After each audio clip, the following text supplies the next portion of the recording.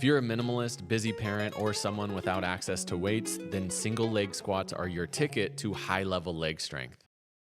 To get the most out of our legs, we must demand intensity. Weights are a great way to do this, but for the backyard athlete, a simple slant board can unlock some unreal leg strength. We walk and sprint using one leg at a time. It makes sense that a robust human being could fully bend one knee and stand back up. Over the summer, I worked from 5 to 15 repetitions. My quads and knees have never felt stronger. This was inspired by Ben Patrick, KneesOverToesGuy, who told me he can maintain dunking at a high level by just doing 2 sets of these a week. We love minimalism, so I asked him if he could explain it. This is really easy for people to start. Like for older people, like if you can do this without knee pain, dude, you're gonna stay robust in here. Yes. And then I have people kettlebell load.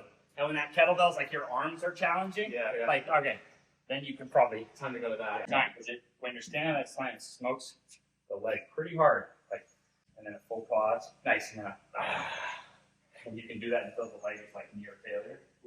For elite jumping and stuff, it's good to have something for a quad and hamstring where you are getting near failure. Yeah.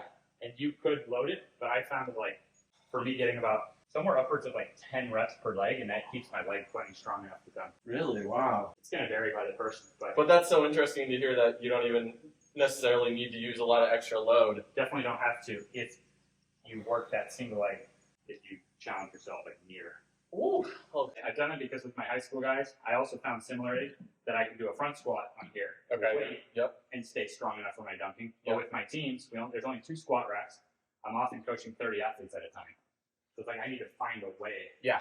So I typically progress guys 2 legs on the slant until the kettlebell is like almost like, until the upper body's almost the limiting factor. And then let's go single leg. So like, as long as I'm getting like this to like challenge that leg. So like I'm trying to like, in my mind, I'm like trying to like arch my back. Like I'm trying to make it hard for my leg. And then I'm trying to keep that chest up. And then once it gets to like a tough rep to stand up. Yeah. So I usually just like a couple, takes 5 minutes or whatever. Just a couple sets, like pushing there rather than like shooting hip back. The fact that you can go on here and like, actually like this is going to develop the knee tendons more than, notice here, this is less pressure on the knee, more Right.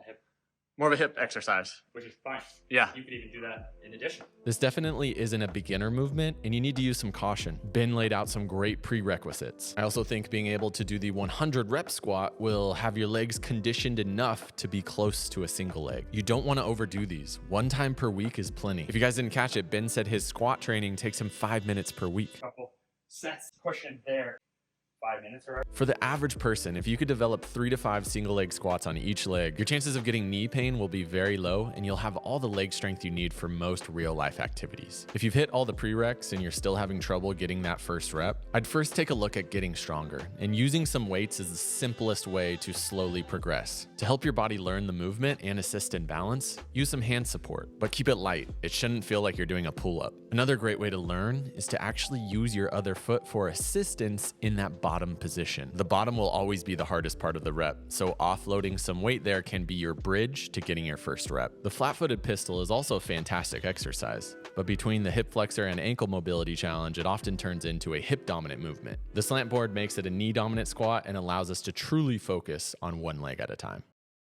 Because we've turned this into a quad dominant movement, we need to balance the physique by separately training the other big muscle groups. This means we need to give some attention to the hips, hamstrings, and lower back specifically. And just because you're elevating your heel does not mean that you don't need ankle mobility. And then separately, we train that split squat for the ankle mobility.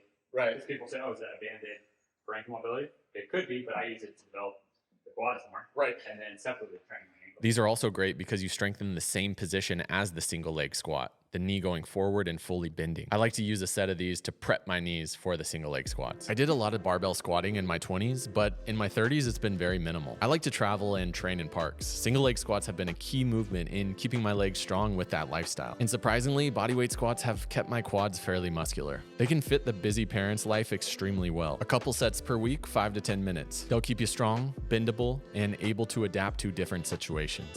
Then you can probably, Time to go to that. like there for life. Like I could just use that for life. My leg will stay strong. If you want to do a live one leg squat workout with me, click this video right here. As always,